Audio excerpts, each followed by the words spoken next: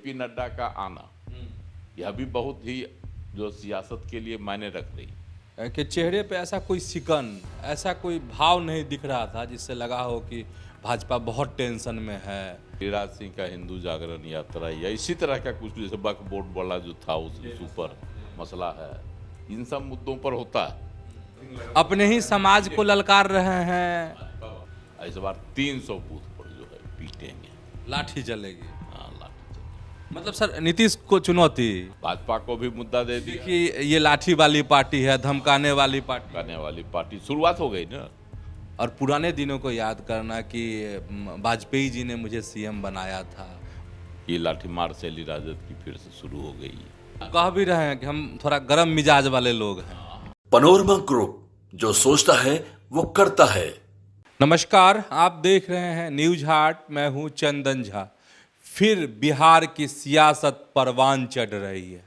एक तरफ अफसोस है तो दूसरी तरफ लाठी और डंडे के भय दिखाए जा रहे हैं। तो आज इन्हीं सब चीज़ों को समझिए और इस पर हमारे साथ बात करने के लिए हैं वरिष्ठ पत्रकार अजय मिश्र। सर, आपका इस कार्यक्रम में स्वागत है। धन्यवाद चंदन जी। सर, फिर से बिहार की राजनीति उफान पर है उपचुनाव के बहाने।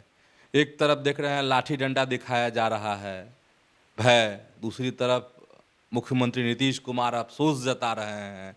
क्या कुछ हो रहा है सर? देखिए, उपचुनाव जो है बिहार में होना है, 4 सीट पर तय है। 13 तारीख को मतदान होगा और मतगणना 23 तारीख को होना है। उपचुनाव को लोग प्रायः जो देखा जाता है उसमें इतनी गंभीरता से नहीं ली जाती है, लेकिन इस बार उपचुनाव को बिहार और उत्तर प्रदेश से पूरी गंभीरता के साथ ली जा रही है। दोनों राज्यों में, बिहार की भी वही स्थिति है।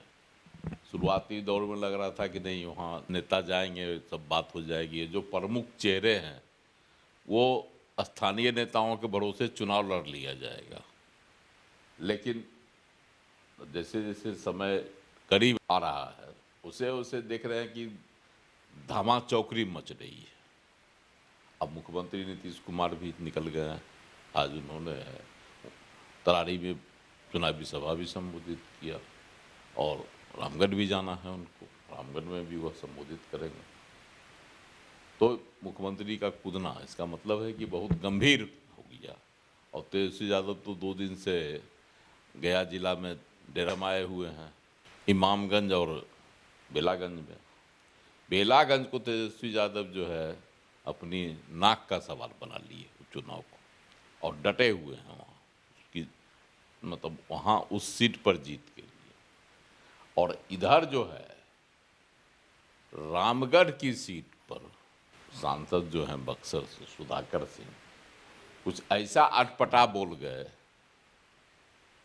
कि सियासत गर्मा गई है। बिहार की सियासत, सुधाकर सिंह राजद के प्रदेश अध्यक्ष जगदानंद सिंह के पुत्र हैं और उनके भाई अजीत सिंह रामगढ़ उपचुनाव में चुनाव मैदान में है पार्टी से, राजद की ओर से। तो सुधाकर सिंह को संयमित भाषा का प्रयोग करना चाहिए था चुनाव प्रचार के दौरान, लेकिन उनकी भाषा थोड़ी सी जो है ना गर्म हो गई। तो और इससे कह भी रहे हैं कि हम थोड़ा गर्म मिजाज वाले लोग हैं। इससे सियासत गर्मा गई है। हालांकि वो स्वीकार रहे हैं कि हम तो गर्म मिजाज वाले आदमी हैं। और उनकी जो धमकी है ना, वो हम मतदाताओं को कितनी रास आती है यह नहीं कहा जा सकता, लेकिन सियासत को रास नहीं आई। सियासत के जितने भी हैं जानकार, उनका कहना है कि इस तरह की भाषा का प्रयोग राजनीति के लिए ठीक नहीं है। उसमें भी एक सांसद को। लेकिन अब किस परिस्थिति में क्यों उन्होंने ऐसी भाषा का प्रयोग किया, जिसको उनके, हमको नहीं लगता कि उनकी पार्टी के जो प्रमुख हैं तेजस्वी यादव भी इसको पसंद करेंगे। उनको भी यह ऐसी भाषा नागवार गुजरेगी। काहे कि वह अभी कह रहे हैं कि हम तो A to Z की पार्टी है। भाजपा जो है बटेंगे तो कटेंगे वाला नारा दे रही है भाजपा, लेकिन हम तो A to Z वाली पार्टियां भी उन्होंने कहा। बावजूद इसके सुधाकर सिंह ने जिस तरह की गर्माहट वाली बातें कह दी, उससे बिहार की सियासत गर्मा गई और मंत्री जो हैं नीतीश कुमार के साथ संतोष सिंह वो उसका एकदम नहीं पलटवार कर दिए। जैसे को तैसे की भाषा में दे दिए। अब यह भी ठीक नहीं है, एक मंत्री हैं उनको भी इस तरह से रिएक्ट नहीं करना। रिएक्ट नहीं करना चाहिए, भाषा संयमित होनी चाहिए। लेकिन इस भाषा का प्रयोग सुधाकर सिंह ने कर दिया, उससे तो स्वाभाविक है कि जो प्रतिपक्ष का नेता होगा, विपक्ष में जो भी होगा, सभी बौखला जाएगा। अब बौखला गए। जदयू के राष्ट्रीय प्रवक्ता राजीव रंजन सिंह ने भी कहा कि यह तो हो गई राजद की जो है लठमार शैली जो थी पहले, लाठीमार शैली, उसका जो है उन्होंने प्रयोग कर दिया। उस शैली में की बात करने लगे सुधाकर सिंह। लालू प्रसाद ने कभी लाठी महारेला किया था, है ना, तो उसकी भी खूब चर्चा हुई थी। लेकिन इधर जो है पार्टी में बहुत सुधार की जो है बातें की जा रही थी। जैसे यादव ने जो है गमछा को हटा दिया, टोपी की पहनने की शुरुआत कर दी। तो एक क्या कहता है उसको, सदाचार और अनुशासन का तेजस्वी यादव ने परिचय दिया। लेकिन सुधाकर सिंह की शैली पुरानी शैली थी, उसको याद दिला दे रही है। अब इससे मतदाता कितना प्रभावित होते हैं, कितने भयभीत होते हैं, या इस शैली का क्या प्रतिकार करते हैं, वो तो मतदान के दिन पता चलेगा, नतीजे जब आएंगे तब। लेकिन यह धमका कहना कि 2020 वाला प्रयोग अगर हुआ तो उस समय 3 बूथों पर पीटा गया था। ऐसी गलती करने वालों को इस बार 300 बूथ पर जो है पीटेंगे, लाठी चलेगी। हाँ, लाठी चलेगी। तो ये भाषा थोड़ी सी जो है कहीं न कहीं से मतदाताओं को भी नागवार लगेगी, और प्रतिपक्ष को तो लगना ही था। तो संतोष सिंह कैसे मानते, मंत्री हैं। जिस मिजाज से सुधाकर सिंह आते हैं, संतोष सिंह भी तो उसी मिजाज से आते हैं। तो अच्छा सर, ललकारे किसको है सुधाकर सिंह? अपने ही समाज को ललकार रहे हैं। ललकार रहे हैं। तो अच्छा, तो उनकी पार्टी में भी तो उनके समाज के लोग होंगे, माने क्षत्रिय समाज के लोग तो हैं, है ना भाई? बीजेपी में भी है अशोक कुमार सिंह, क्षत्रिय समाज से ही है। तो अपने ही समाज को ललकार रहे हैं। क्या है ये सियासत समझ में नहीं आ रही है। जिस भाषा का सुधाकर सिंह ने प्रयोग किया, ये तो उनको करना नहीं चाहिए, उस पर उनको खेद जताना चाहिए। लेकिन अभी तक उन्होंने ऐसा नहीं किया समाचार लेकर। और उसके प्रत्युत्तर में या प्रतिकार में संतोष सिंह ने भी जिस शैली का प्रयोग किया, भाषा का प्रयोग किया, उसको भी कहीं से नहीं, वो सर ठीक है, आप कह चुके हैं। हम ये कहना चाह रहे हैं कि ललकार किसको रहे हैं? क्षत्रिय ही समाज को ललकार रहे हैं क्या? पार्टी को ललकार रहे हैं? क्या कर रहे हैं? किसको? भाजपा कार्यकर्ताओं को बोले, भाजपा पर उन्होंने आरोप लगाया, प्रशासन पर आरोप लगाया कि जिस तरह से 2020 की घटना हुई, मतलब सर नीतीश को चुनौती। उसका जो उसकी पुनरावृत्ति नहीं होनी चाहिए। अगर होगी तो उसका कड़ा जवाब दिया जाएगा, और जवाब क्या दिया जाएगा इसको भी उन्होंने बता दिया। तो इसका जवाब जो संतोष सिंह भी दे दिए, उसी शैली में इधर भी जवाब दिया जाएगा। तो एक तरह से उपचुनाव से पहले ही जो है टकराव की स्थिति पैदा हो गई, मतदान के दिन से पहले। सर ऐसा नहीं लगता कि सुधाकर सिंह जो है, मतलब मुद्दा जो है थाली में परोस कर दे रहे हैं एनडीए को, वहां पर भाजपा को भी मुद्दा दे दिया कि ये लाठी वाली पार्टी है, धमकाने वाली पार्टी। शुरुआत हो गई ना। जदयू के राष्ट्रीय प्रवक्ता राजीव रंजन ने कह ही दिया कि लाठीमार शैली राजद की फिर से शुरू हो गई है। तो कहेंगे ही लोग, तो इसकी तो आलोचना होगी ही।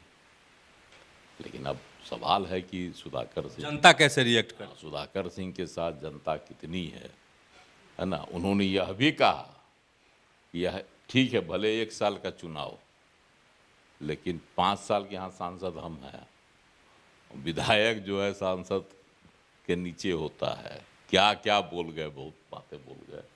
ये सब भी विधायक सांसद में तुलना, ये सब क्यों, किस परिस्थिति में उन्होंने कही नहीं कहा जा सकता, लेकिन इसको जनता कितनी पसंद करती है इनकी शैली को, वो तो वोट के दिन पता चल जाएगा कि जनता को किसकी शैली पसंद है, सुधाकर सिंह की या एक जो है क्या कहते हैं निष्पक्ष लोकतंत्र की, स्वस्थ लोकतंत्र की, तो पता चल जाएगा वोटिंग के। अभी इंतजार करना पड़ेगा नहीं, वोटिंग या फिर मतगणना। वहाँ 4 प्रत्याशी हैं जो दमदार हैं, जिनमें मुकाबला है। एक तो हो गए राजद से अजीत सिंह, बीजेपी से अशोक कुमार सिंह पिछली बार भी थे, और तीसरे हैं बसपा से सतीश कुमार, जो अंबिका सिंह यादव जो पिछली बार थे मैदान में, चुनाव मैदान में, और द्वितीय रहे थे, वह उनके भतीजा है, वह भी हैं बसपा से मजबूत स्थिति में।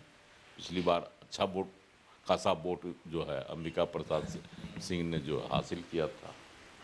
तो ये है, चौथा आ गए हैं एक कुशवाहा जी, है ना, उनके मैदान में आने से जनसुराज वाले ने उतार दिया सुशील हाँ, सुशील कुशवाहा।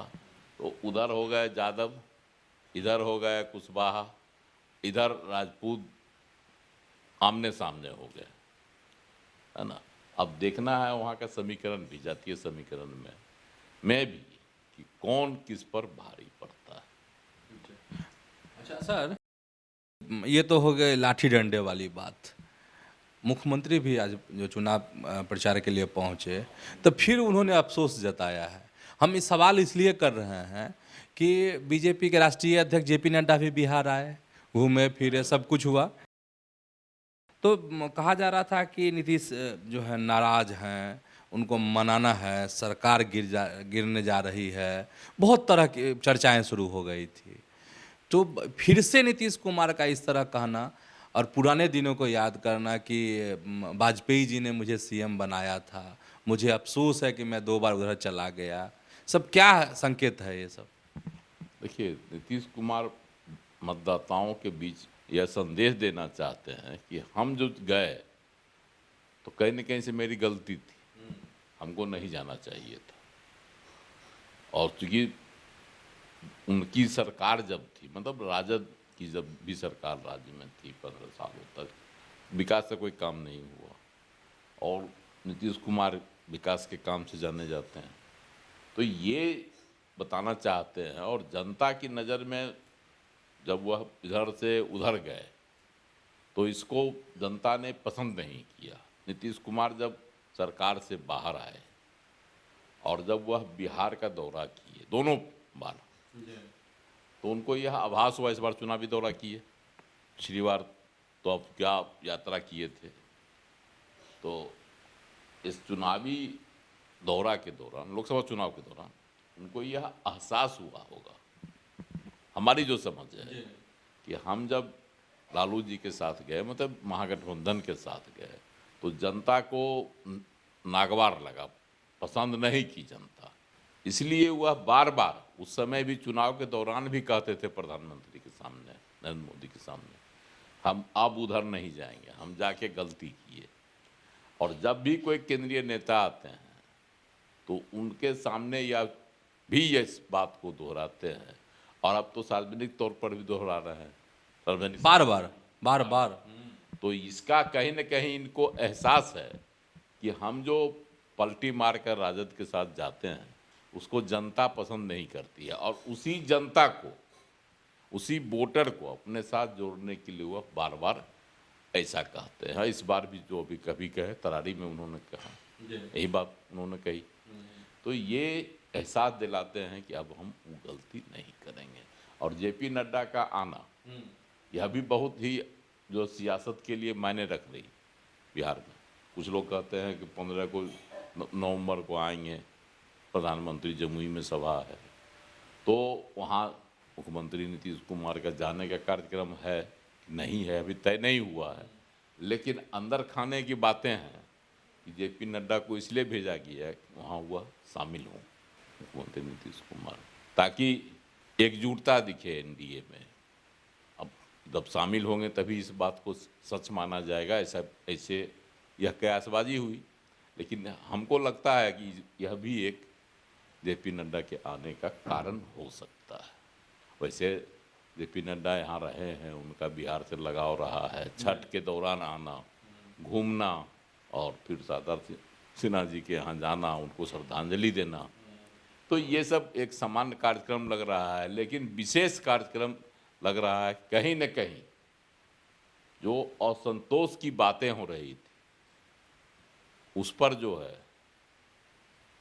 गहन चर्चा, हालांकि वो बहुत चर्चा नहीं किए किसी के साथ, लेकिन कहीं न कहीं इसको एक ये देने का उन्होंने काम किया है ताकि हम लोग एकजुट है, कहीं कोई भेदभाव हम लोगों में नहीं है। इसलिए दोनों आदमी साथ में गंगा का निरीक्षण करते हुए घाटों का और जो है सूर्य भगवान को उसका उन्होंने दर्शन किया, अवलोकन किया। यह एक सर, ये जेपी नड्डा का जिक्र कर रहे हैं तो बता ही देते, जेपी नड्डा के चेहरे पे ऐसा कोई सिकन, ऐसा कोई भाव नहीं दिख रहा था जिससे लगा हो कि भाजपा बहुत टेंशन में है, बहुत कुछ उलटफेर होने वाला है, इस तरह का एहसास नहीं हो रहा था सर। नीतीश कुमार जी के भी चेहरे पर ऐसा कोई भाव नहीं दिखाई पड़ता है, लेकिन कुछ कुछ मुद्दों पर नीतीश कुमार के साथ मतभेद प्रकट होता है। जैसे गिरिराज सिंह का हिंदू जागरण यात्रा या इसी तरह का कुछ, जैसे वक्फ बोर्ड वाला जो था उस ऊपर मसला है, इन सब मुद्दों पर होता है। लेकिन चूंकि आज भी उन्होंने तरारी में कहा मुसलमानों के बीच में कि सिर्फ राजद वाले तुम्हारा वोट देते हैं, हमने जो किया हमने सबके लिए किया, अल्पसंख्यकों के लिए किया, मदरसा को सरकारी मान्यता दी, है ना, बहुत सारे गिनती गिना रहे थे वो, तो ये भी सही है, दो गिनतियाँ उन्होंने गिनाई तरारी में, तो वो कोई गलत तो नहीं थी, सही है, मुसलमानों के लिए उन्होंने काम किया। लेकिन फिर भी वोट नहीं उनको मिलता है, इस पर उन्होंने आज अफसोस भी जताया। अल्पसंख्यकों को कहा कि भाई काम हम कर रहे हैं और वो लोग सिर्फ वोट के लिए आपको ठगते हैं, इस पर गौर कीजिए। इसे अपील जो मैंने इधर उधर मत जाइए, उधर मत जाइए, तो चुनावी अपील। हालांकि इस बात से वह वाकिफ है कि अल्पसंख्यक जो है उनको वोट नहीं देता राजद के साथ, का भी वह एहसास हर एक सभाओं में आजकल कर रहे हैं और करा भी रहे हैं। यही चीज़ है, काम कर रहे हैं, लेकिन हाँ यह भी करा रहे हैं। वो बहुत बड़ी बात उन्होंने तरारी में कही। तो समझ गए होंगे कि बिहार की सियासत कैसे परवान चढ़ रही है, कैसे एक तरफ अफसोस है तो दूसरी तरफ लाठी और डंडे का भय दिखाया जा रहा है। तो जुड़े रहिए ऐसे ही न्यूज़ हाट के साथ, खबरों से अपडेट रहिए। धन्यवाद, नमस्कार।